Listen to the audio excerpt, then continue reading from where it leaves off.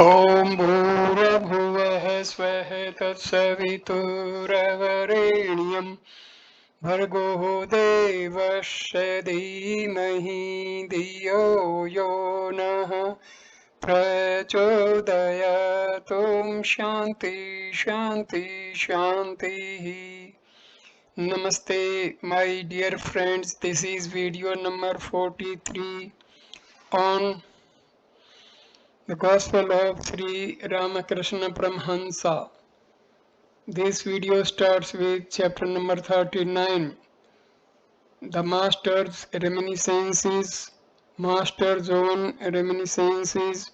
Sri Ramakrishna was sitting with the devotees in Balram's drawing room in Calcutta. M arrived at 3 o'clock. Greece, Balram, the younger Naren, Paltu, Divja, Purna, Mahendra, Mukherjee and many other devotees were there. Shortly, Trilokya Sanyal, Jayagopal Sen and other members of the Brahmo Samaj arrived. Many women devotees were present also, seated behind a screen. Among them was Mohini's wife, who had almost gone insane on account of her son's death. There were a few other afflicted souls like her who used to visit the master to obtain peace of mind. Sri Ramakrishna was described to the devotees the various incidents of his sadhana and the phases of his spiritual realization. Various forms of his meditation. Master, during my sadhana, when I meditated, I would actually see a person sitting near me with a trident in his hand. He would threaten to strike me with the weapon unless I mixed my mind on the lotus feet of God, warning me that it would pierce my breast if my mind strayed from God. The Divine Mother would put me in such a state that sometimes my mind would come down from the Nitya to the Leela and sometimes go up from the Leela to the Nitya. Sometimes when the mind descended to the Leela, I would meditate day and night on Sita and Rama. At those times I would constantly behold the forms of Sita and Rama. Ram Lala was my constant companion. Sometimes I would bathe him and sometimes feed him. Again, I used to be absorbed in the ideal of Radha and Krishna and would constantly see their forms. Or again, I would be absorbed in Gauranga. He is the harmonization of two ideals, the Purusha and the Prakriti. At such times, I would always see the form of Gauranga. Master's meditation on formless spirit. Then a change came over me. The mind left the plane of the Leela and ascended to the Nitya. I found no distinction between the sacred Tulsi and the ordinary Sajina plant. I no longer enjoyed seeing the forms of God. I said to myself, they come and go. I lifted my mind above them. I removed all the pictures of gods and goddesses from my room and began to meditate on the primal Purusha, the indivisible Satyachit Ananda, regarding myself as his handmaid. Three kinds of sadhana. I practiced all sorts of sadhana. There are three classes of sadhana: sattvic, rajasic, and tamasic. In the sattvic sadhana, the devotee calls on the Lord with great longing or simply repeats his name. He doesn't seek any result in return. The Rajasic sadhana prescribes many rituals. Purascharna, pilgrimage, Panch Tapa, worship with 16 articles, and so forth. The Tamasic sadhana is a worship of God with the help of tamas. The attitude of a Tamasic devotee is this: Hail Kali, what? Wilt thou not reveal myself to me? If not, I will cut my throat with a knife. In this discipline, one does not observe conventional purity. It is like some of the disciplines prescribed by the Tantra. During my sadhana period, I had all kinds of amazing visions. I distinctly perceived the communion of Atma. A person exactly resembling me entered my body and began to commune with each one of the 6 lotuses. The petals of these lotuses had been closed, but as each of them experienced the communion, the drooping flower bloomed and turned itself upward. Thus blossomed forth the lotuses at the centers of the Mooladhara, Swahadhisthana, Anhata, Vishuddha, Ajna, and Sahasrara. The drooping flowers turned upward. I perceived all these things directly. When I meditated during my sadhana, I used to think of the unflickering flame of a lamp set in a windless place. Nature of deep concentration. In deep meditation, a man is not at all conscious of the outer world.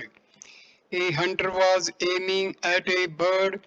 A bridal procession passed along beside him with the groom's relatives and friends, music, carriages, and horses. It took a long time for the procession to pass the hunter, but he was not at all conscious of it. He did not know that the bridegroom had gone by. A man was angling in a lake all by himself. After a long while, the float began to move. Now and then its tip touched the water.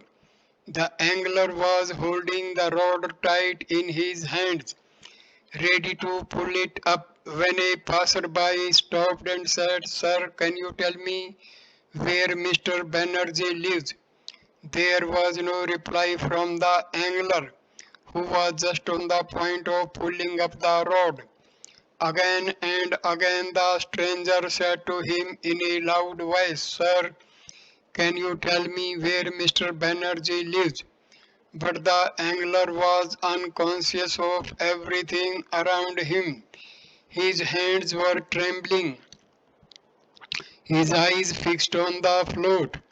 The stranger was annoyed and went on. When he had gone quite a way, the angler's float sank under water, and with one pull of the rod he landed the fish. He wiped the sweat from his face with his towel and shouted after the stranger. "Hey," he said, "come here, listen." But the man would not turn his face. After much shouting, however, he came back and said to the angler, "Why are you shouting at me? What did you ask me about?" Said the angler. The stranger said, "I repeated the question so many times and now you are asking me to repeat it once more." The angler replied, "At that time my float was about to sink, so I did not hear a word of what you said." Single-mindedness in meditation. A person can achieve such single-mindedness in meditation that he will see nothing, hear nothing. He will not be conscious even of touch. A snake may crawl over his body, but he will not know it. Neither of them will be aware of the other. In deep meditation, the sense organs stop functioning. The mind does not look forward. The mind does not look outward. It is like closing the gate of the outer court in a house. There are five objects of the senses: form, taste, smell, touch, and sound. They are all left outside. At the beginning of meditation, the objects of the senses appear before the aspirant, but when the meditation becomes deep, they no longer bother him. They are left outside. How many things I saw during meditation! I vividly perceived before me a heap of rupees, a shawl, a plate of sweets, and two women with rings in their noses. What do you want? I asked my mind. Do you want to enjoy any of these things? No, replied the mind. I do not want any of them. I do not want anything but the lotus feet of God. I saw the inside and the outside of the woman as one sees from outside the articles in a glass room. I saw what is in them: entrails, blood filled worms, phlegm, and such things. Girish Chandra Ghosh used to say now and then that he could cure illness by the strength of the master's name. Occult powers. Master to Greece and the other devotees. People of small intellect seek occult powers to cure disease, win a lawsuit, walk on water, and such things. But the genuine devotees of God do not want anything except his lotus feet. One day Hriday said to me, Uncle, please ask the mother for some powers, some occult powers. I have the nature of a child. While I was practicing japa in the Kali temple, I said to Kali, Mother, Hriday asked me to pray to you for some occult powers. The Divine Mother at once showed me a vision. A middle-aged prostitute about 40 years old appeared and sat with her back to me. She had large hips and wore a black bordered sari. Soon she was covered with filth. The mother showed me that occult powers are as abominable as the filth of that prostitute. Thereupon I went to Hriday and scolded him, saying, Why did you teach me such a prayer? It is because of you that I had such an experience. A false teacher. People with a little occult power gain such things as name and fame. Many of them want to follow the profession of Guru, gain people's recognition, and make disciples and devotees. Many say of such a Guru, Ah, he is having a wonderful time. How many people visit him? He has many disciples and followers. His house is overflowing with furniture and other things. People give him presents. He has such power that he can feed many people if he so desires. The profession of a teacher is like that of a prostitute. It is the selling of oneself for the trifle of money, honor, and creature comforts. For such insignificant things, it is not good to prostitute the body, mind, and soul, the means by which one can attain God. A man once said about a certain woman, Ah, she is having a grand time now. She is so well off. She has rented a room and furnished it with a couch, a mat, pillows, and many other things. And how many people she controls, they are always visiting her. In other words, the woman has now become a prostitute. Therefore, her happiness is unbounded. Formerly, she was a maid servant in a gentleman's house. Now she is a prostitute. She has ruined herself for a mere trifle. Master's vision during sadhana. How many other visions I have while meditating during my sadhana. Once I was meditating under the bale tree when sin appeared before me and tempted me in various ways. He came to me in the form of an English soldier. He wanted to give me wealth, honor, sex, pleasure, various occult powers, and such things. I began to pray to the Divine Mother. Now I am telling you something very secret. The mother appeared. I said to her, kill him, mother. I still remember that form of the mother. Her world bewitching beauty. She came to me taking the form of Krishnamai, but it was as if her glance moved the world. Sri Ramakrishna became silent. Resuming his reminiscences, he said, how many other visions I saw, but I am not permitted to tell them. Someone is shutting my mouth as it were. I used to find no distinction between the sacred tulsi and the insignificant sajina leaf. The feeling of distinction was entirely destroyed. Once I was meditating under the banyan when I was shown a Mussulman with a long beard. He came to me with rice in an earthen plate. He fed some other Muslims with the rice and also gave me a few grains to eat. The mother showed me that there exists only one and not two. It is Satchitananda alone that has taken all these various forms. He alone has become the world and its living beings. Again, it is He who has become food to Greece, and others. I have the nature of a child. Hriday said to me, uncle, ask the mother for some occult powers. At once I went to the temple to ask her about them. At that time, God had put me in such a state that I had to listen to those who lived with me. I felt like a child who sees darkness all around unless someone is with him. I felt as if I should die unless Hriday was near me. You see, I am in that state of mind just now.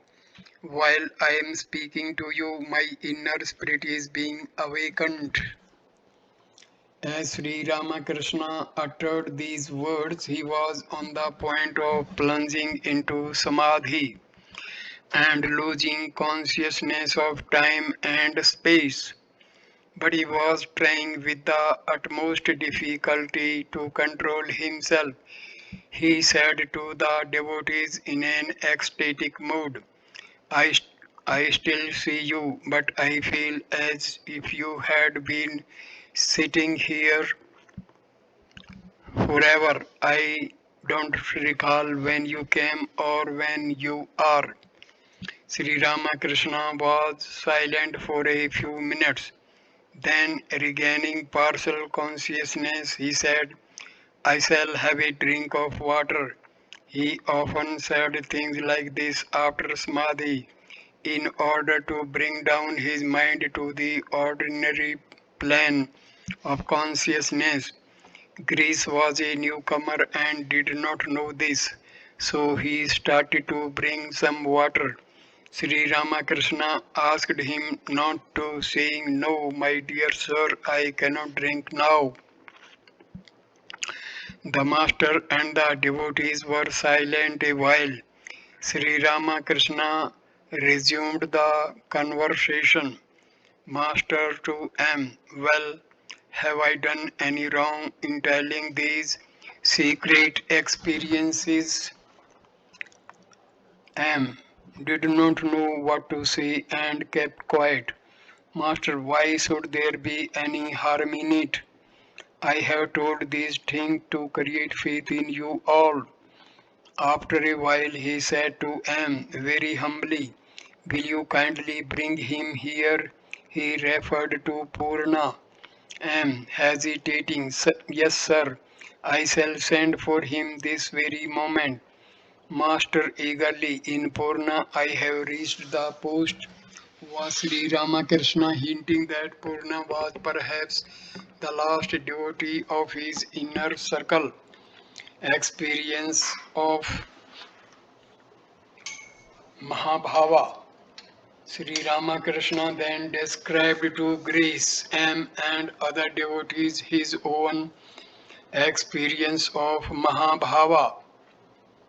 Master, to the devotees, my joy after that experience was equal to the pain I suffered before it. Mahabhava is a divine ecstasy. It shakes the body and mind to their very foundation. It is like a huge elephant entering a small hut. The house shakes to its foundation. Perhaps it falls to pieces. The burning pain that one feels when one is separated from God is not an ordinary feeling. It is said that the fire of this anguish in Rupa and Sanatana scorched the leaves of the tree under which they sat. I was unconscious 3 days in that state. I could not move. I lay in one place. When I regained consciousness, the Brahmini took me out for a bath, but my skin could not bear the touch of her hand, so my body had to be covered with a heavy sheet. Only then could she hold me with her hand and led me to the bathing place. The earth that had stuck to my body while I was lying on the ground had become baked. In that state, I felt as if a plowshare were passing through my backbone. I cried out, oh, I am dying, I am dying. But afterwards I was filled with great joy. The devotees listened breathlessly to these experiences of the Master to Greece. But it is not necessary for you to go so far. My experiences are for others to refer to. You busy yourself with 5 different things, but I have one ideal only. I do not enjoy anything but God. This is what God has ordained for me. Smiling, there are different trees in the forest, some shooting up with one trunk and others spreading out with 5 branches, all smile. Yes, my experiences are for others to refer to. But you should live in the world in a spirit of detachment. You will no doubt have dirt on your body, but you must shake it off as the mudfish shakes off the mud. You may swim in the black ocean of the world, but your body should not be stained. Greece smiling, but you too had to marry. Laughter. Master smiling. Marriage is necessary for the sake of sanskara. But how could I lead a worldly life? So uncontrollable was my divine fervor that every time the sacred thread was put around my neck, it dropped off. Some believe that Sukdeva also had to marry for the sake of sanskara. They say he even had a daughter. All laugh. Power of woman and gold. Woman and gold alone is the world. It makes one forget God. Girish, but how can we get rid of woman and gold? Master, pray to God with a yearning heart. Pray to him for discrimination. God alone is real and all else is illusory. This is discrimination. One strains water through a fine sieve in order to separate the dirt from it. The clear water goes through the sieve, leaving the dirt behind. Apply the sieve of discrimination to the world. Live in the world after knowing God, then it will be the world of Vidya. Just see the bewitching power of women. I mean the women who are the embodiment of avidya, the power of delusion. They fool men as it were. They take away their inner substance. When I see a man and woman sitting together, I say to myself, alas, they are done for. Looking at Haru, such a nice boy, is possessed by a witch. People ask, where is Haru? Where is he? But where do you expect him to be? They all go to the banyan and find him sitting quietly under it. He no longer has his beauty, power, or joy. Ah, he is possessed by the witch that lives in the banyan. If a woman says to her husband, go there, he at once stands up ready to go. If she says, sit down here, immediately he sits down. A job seeker got tired of visiting the manager in an office. He could not get the job.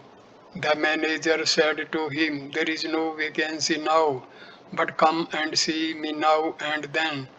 This went on for a long time and the candidate lost all hope. One day he told his tale of woe to a friend. The friend said, how stupid you are. Why are you wearing away the soles of your feet going to that fellow? You had better to go to Golap. You will get the job tomorrow. Is that so? Said the candidate. I am going right away. Golap was the manager's mistress. The candidate called on her and said, Mother, I am in great distress. You must help me out of it. I am the son of a poor Brahmin. Where else shall I go for help? Mother, I have been out of work for many days. My children are about to starve to death. I can get a job if you but say the word. Golab said to him. Child, whom should I speak to? She said to herself. Oh, the poor Brahmin. He has been suffering too much. The candidate said to her, I am sure to get the job if you just put in a word about it to the manager. Golab said, I shall speak to him today and settle the matter. The very next morning a man called on the candidate and said, you are to work in the manager's office beginning today. The manager said to his English boss, this man is very competent. I have appointed him. He will do credit to the firm. All are deluded by woman and gold. But I do not care for it at all. And I swear to you that I do not know anything but God. A devotee, sir, a new sect named Nava Hulol has been started. Lalit Chatterjee is one of the members, master. There are different views. All these views are but so many paths to reach the same goal, but everyone believes that his view alone is right, that his watch alone keeps correct time. Greece to M. Do you remember what Pope says about it? It is with our judgments as our watches, none go just alike, yet each believes his own. Master to M.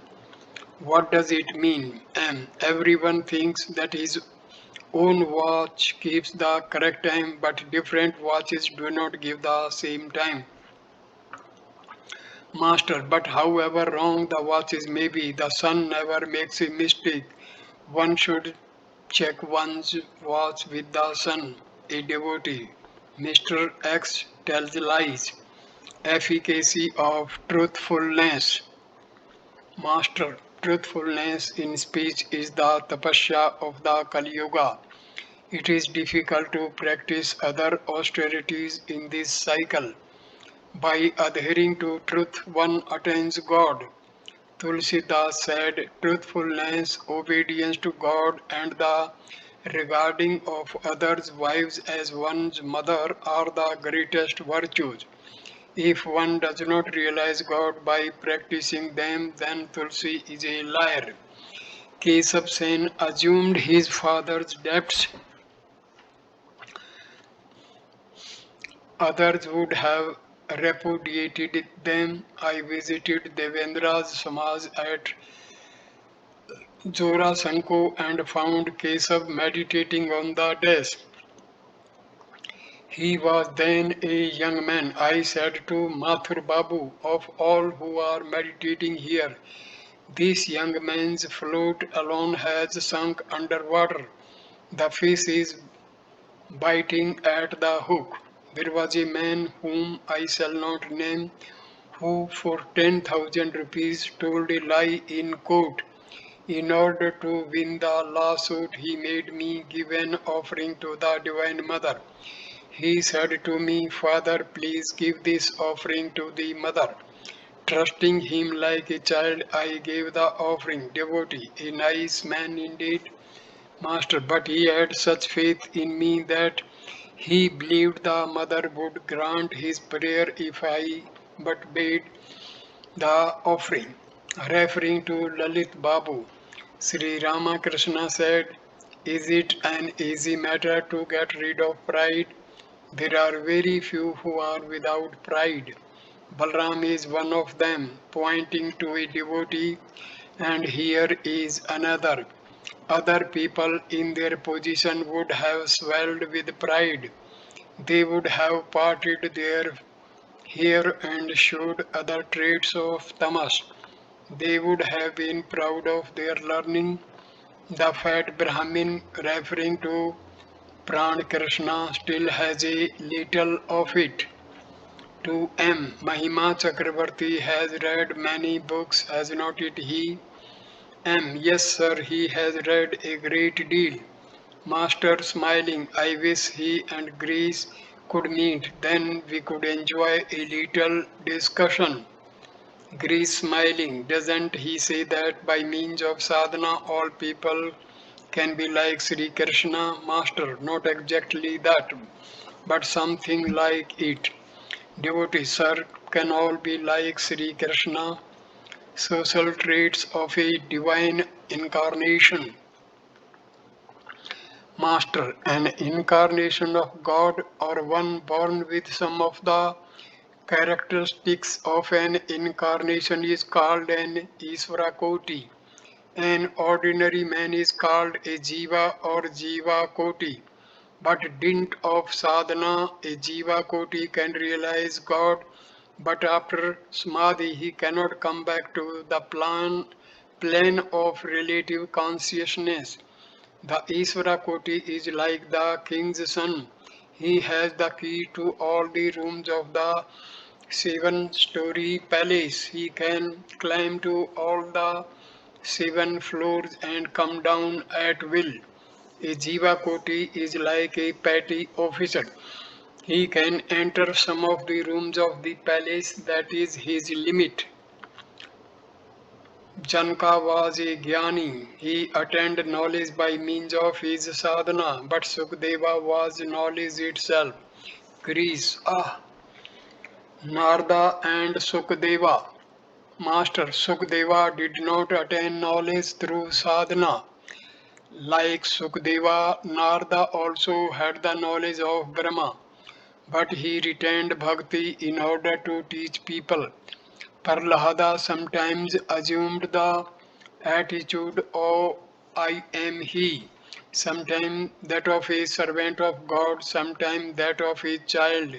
Hanuman also was like that. All may wish for such a lofty state, but all cannot attain it. Some bamboos are hollow than others. Some are more solid inside. A devotee, you say that your spiritual experiences are for others to refer to. Tell us what we should do. Master urges intense dispassion. Master, if you want to realize God, then you must cultivate intense dispassion. You must renounce immediately what you feel to be standing in your way. You should not put it off till the future. Woman and gold is the obstruction. The mind must be withdrawn from it. One must not be slow and lazy. A man was going to bathe. He had his towel on his shoulder. His wife said to him, "You are worthless. You are getting old and still you cannot give up some of your habits. You cannot live a single day without me. But look at that man. What a renouncer he is." Husband, why? What has he done? Wife, he has 16 wives and he is renouncing them one by one. You will never be able to renounce. Husband, renouncing his wives one by one. You are crazy. He won't be able to renounce. If a man wants to renounce, does he do it little by little? Wife smiling, still he is better than you. Husband, you are silly. You don't understand. He cannot renounce, but I can. See, here I go. The master continued, that is called intense renunciation. No sooner did the man discriminate than he renounced. He went away with the towel on his shoulder. He did not turn back to settle his worldly affairs. He did not even look back at his home. He who wants to renounce needs great strength of mind. He must have a daredevil attitude like a dacoits before looting a house. The dacoits shout, kill, murder, loot. Cultivate devotion and love of God and so pass your days. What else can you do? When Krishna went away, Yasoda became insane with grief and visited Radha. Radha was moved by her sorrow and appeared before her as Adyashakti. She said, "My child, ask a boon of me." Yasoda replied, "Mother, what else shall I ask of you? Bless me that I may serve Krishna alone with my body, mind, and speech, that I may behold his devotees with these eyes, that I may go with these feet to the place where his divine sport is manifested, that I may serve him and his devotees with these hands, and that I may devote all my sense organs to his service alone." As Sri Ramakrishna uttered these words, he was about to go into ecstasy. Suddenly he exclaimed, "Kali, the embodiment of destruction! No, Nitya Kali, my eternal divine mother!" With great difficulty he restrained himself. He was starting to say more about Yashoda when Mahendra Mukherjee arrived. Advice to householders. Mahendra and his younger brother Priya had been visiting the master for some time. Mahendra owned a flour mill and other businesses. His brother was an engineer. Both the brothers engaged people to manage their affairs and therefore had considerable leisure. Mahendra was 36 or 37 and his brother 2 years younger. Besides their country home at Kedeti, they had a house at Bagh Bazar, Calcutta. A young devotee named Hari accompanied them on their visits to Sri Ramakrishna. Hari was married but greatly devoted to the master. Mahendra and Hari had not visited Dakshineswar for a long time. They saluted Sri Ramakrishna. Master, hello, why have not you visited Dakshineshwar for long? Mahendra, sir, I have been away from Calcutta. I was at Gadadhara. Master, you have no children, you don't serve anybody, and still you have no leisure. Goodness gracious! The devotees remained silent. Mahendra was a little embarrassed. Master to Mahendra, why why am I saying all this to you? You are sincere and generous. You have love for God. Mahendra, you are saying these words for my good. Master smiling, you see, we do not take any collection during the performance at our place. Jadu's mother says to me, other sadhus always ask for money, but you do not. Worldly people feel annoyed if they have to spend money. A theatrical performance was being given at a certain place. A man felt a great desire to take a seat and see it. He peeped in and saw that a collection was being taken from the audience. Quietly he slipped away. Another performance was being given at some other place. He went there and inquiring found that no collection would be taken.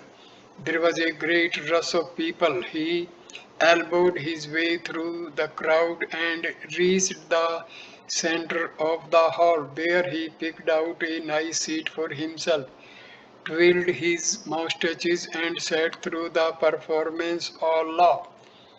You have no children to divert your mind. I know a deputy magistrate who draws a salary of 800 rupees a month.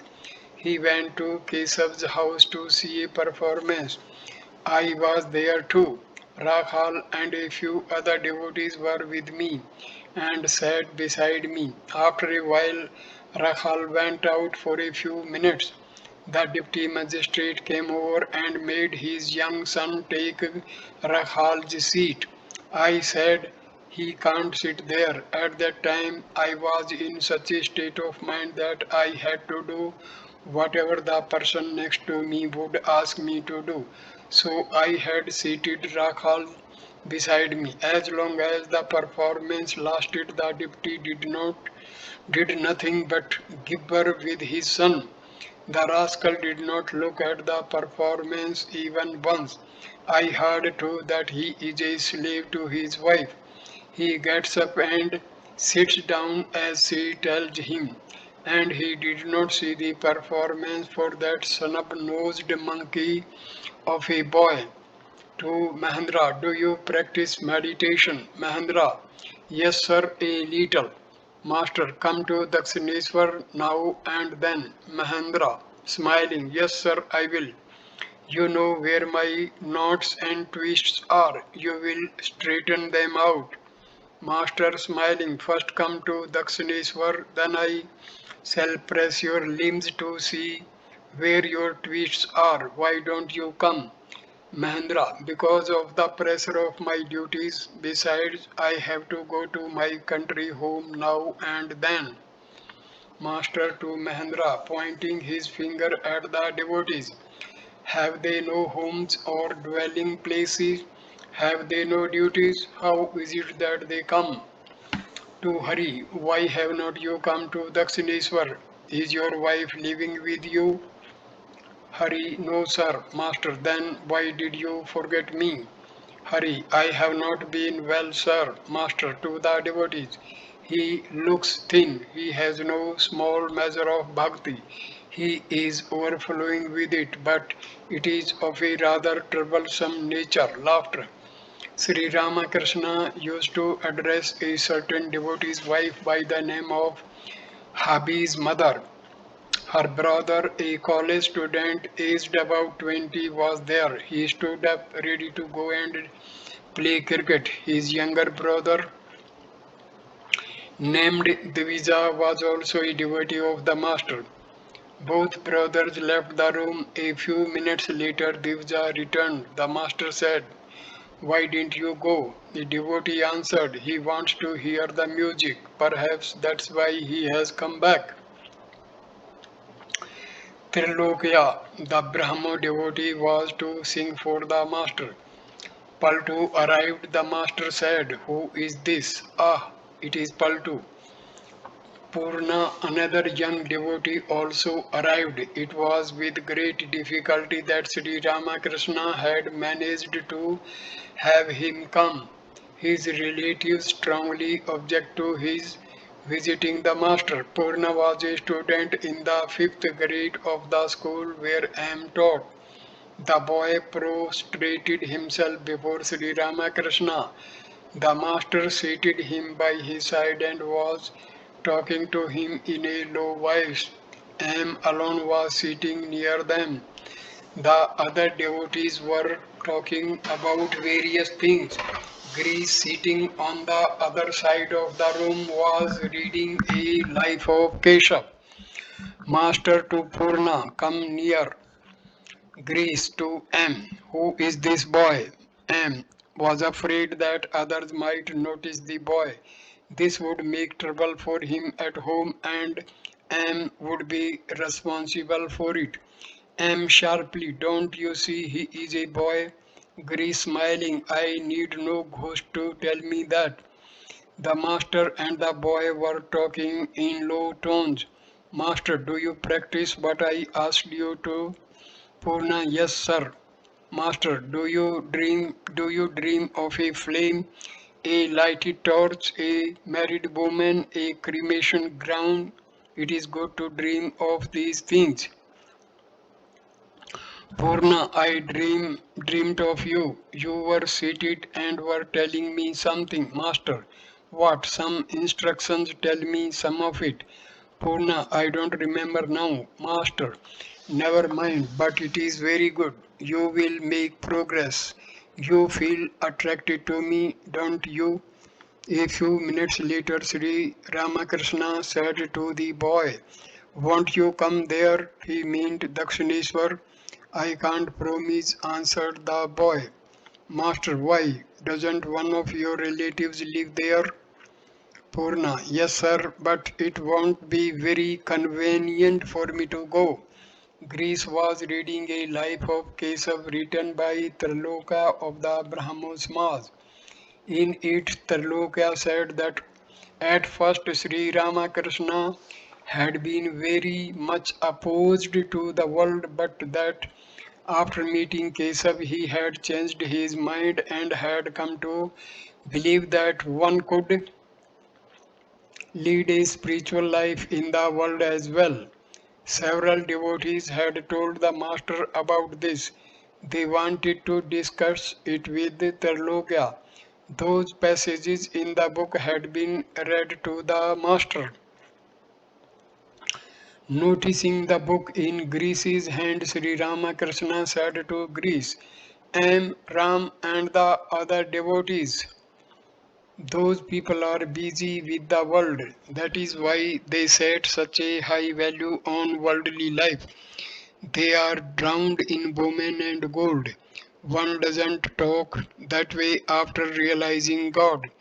After enjoying divine bliss, one looks on the world as crow droppings. At the very outset, I utterly renounced everything. Not only did I renounce the company of worldly people, but now and then the company of devotees as well." I noticed that the devotees were dropping dead one by one, and that made my heart writhe with pain. But now I keep one or two of them with me. Greece left for home, saying he would come back. Tarlokya arrived with Jayagopal Sen. They bowed before the master and sat down. He inquired about their health. The younger Naren entered the room and saluted Sri Ramakrishna. The master said to him, "Why didn't you see me last Saturday?" Tarloka was ready to sing. Master, you sang that day about the blissful mother. How sweetly you sang. Others' songs seemed insipid to me. That day I did not enjoy even Narendra's singing. Why don't you sing those same songs again? Tarloka sang. Victory to Gora, Sachi's son, hail abode of every virtue, touchstone of love, ocean of bliss, man's bewitcher, beauteous of form, enchanting the eye like shining gold, his tender arms that reach to the knee, graceful and long as lotus stalks, are lovingly stretched to all mankind.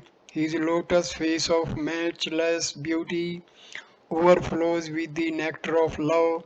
His cheeks are covered with curling hair, alight with heavenly love. His beauty charms the eye, beaming with fervor, radiant with bliss. His body trembling with Hari's joy. Gauranga the golden dances like a mad elephant, shaking in all his limbs with the frenzy of love. Gauranga, singer of Hari's glories, prize of every sadhu's heart, rarest of man, the ocean of love, embrace the outcast, calls him brother, takes him in his arms in fervent love. He dances with both in his arms, appraised and sings Hari's name. The tears are streaming down his cheeks, he weeps, he cries, he trembles, roars, and rages, saying, where is Hari, the jewel of my heart? The hair on his limb is standing on end like a kadamba flower is his body covered with dust. He rolls on the ground.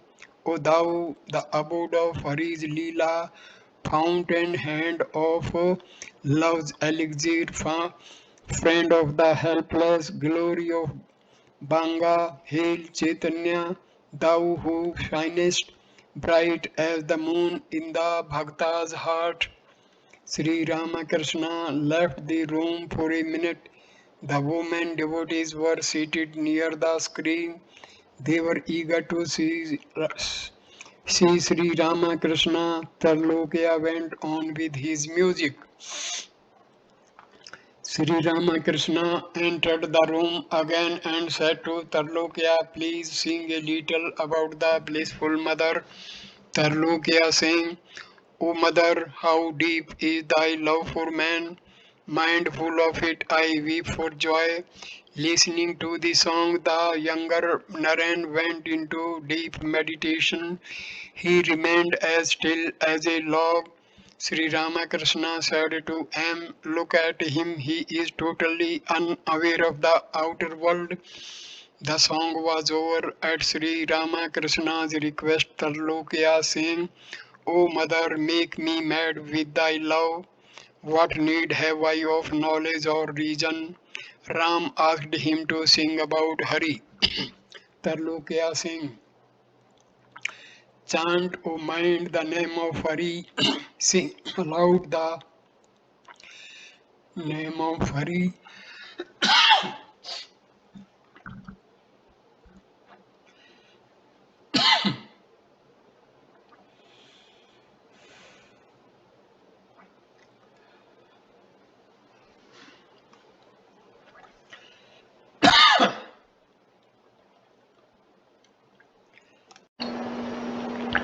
Then, who are they that walk along chanting Hari's name?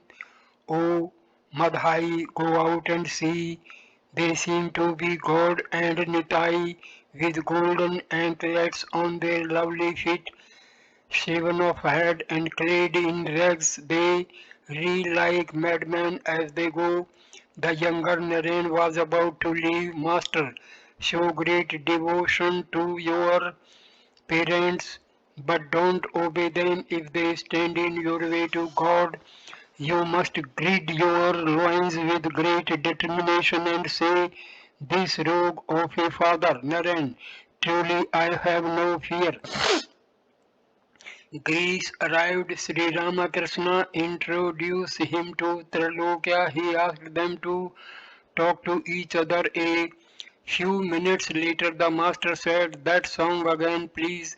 Trilokya sang victory to Gora, Sachi's son, hail abode of every virtue, touchstone of love, ocean of bliss, man's bewitcher, beauteous of form, enchanting the eye like shining gold. Sri Ramakrishna went into Samadhi. He stood up totally unconscious of the world. Regaining partial consciousness, he begged Trilokya to sing, oh, what a vision I have beheld. Trilokya sang, oh, what a vision I have beheld in Kesav's Bharti's hut. Gora in all his matchless grace, shedding tears in a thousand of streams, like a mad elephant he dances in ecstasy and sings, drunk with an overwhelming love, rolling flat upon the ground and swimming in his tears, he weeps and shouts, Lord Hari's name, piercing the very heavens with his cries, loud as a lion's roar. Then must humbly be begs man love to feel himself the servant of God. Shorn of his locks he has put on the yogi's ochre robe. Even the purest, even the hardest heart must melt to see his pure and heavenly love. Smitten with man's deep woe, he has abandoned everything and pours out love unstintingly. Oh, would that Premdas were his slave and passing from door to door might sing Gauranga's endless praise. The music was over, it was about dusk. Sri Ramakrishna was surrounded by the devotees. Master to Ram, there were no instrument to accompany the songs. The singing creates an atmosphere when there is proper accompaniment. Smiling, do you know how Balram manages a festival? He is like a miserly Brahmin raising a cow. The cow must eat very little but give milk in torrents. All laugh, sing your own songs and beat your own drums. That's Balram's idea. All laugh. Discussion with Trilokya. As evening came on, lamps were lighted in the drawing room and on the veranda. Sri Ramakrishna bowed to the Divine Mother and began to chant the name of God. The devotees sat around and listened to his sweet chanting. They wanted to discuss with Trilokya his remarks about the master's change of opinion on worldly life. Greece started the discussion. Greece to Trilokya. You have written that after coming in contact with Kesav, Sri Ramakrishna changed his views about worldly life, but it is not true, Master, to Trilokya and the other devotees. If a man enjoys the bliss of God, he does not enjoy the world. Having tasted divine bliss, he finds the world insipid. If a man gets a shawl, he doesn't care for broadcloth. Tarlokya, I refer to those who wanted to lead a worldly life. I did not mean renounce. Divine bliss is the highest master. What are you talking about? People talk about leading a religious life in the world, but if they once taste the bliss of God, they will not enjoy anything else. Their attachment to worldly duties declines as their spiritual joy becomes deeper. They simply cannot perform their worldly duties. More and more they seek their joy. Can worldly pleasures and sex pleasures be compared to the bliss of God? If a man once tastes that bliss, he runs after it ever afterwards. It matters very little to him then whether the world remains or disappears. Though the chatak bird is about to die of a parched throat, and around it there are seven oceans, rivers, and lakes overflowing with water, still it will not touch that water. Its throat is cracking with thirst, and still it will not drink that water. It looks up, mouth agape for the rain to fall when the star Swati is in the ascendant. To the Chatak bird, all waters are mere dryness beside Swati water, holding to both God and the world. People say they will hold to both God and the world. After drinking an ounce of wine, a man may be pleasantly intoxicated and also conscious of the world. But can he be both when he has drunk a great deal more? After the bliss of God, nothing else tastes good. Then talk about woman and gold. Stabs the heart, as it were, intoning, I cannot enjoy the talk of worldly people. When a man becomes mad for God, he doesn't enjoy money or such things.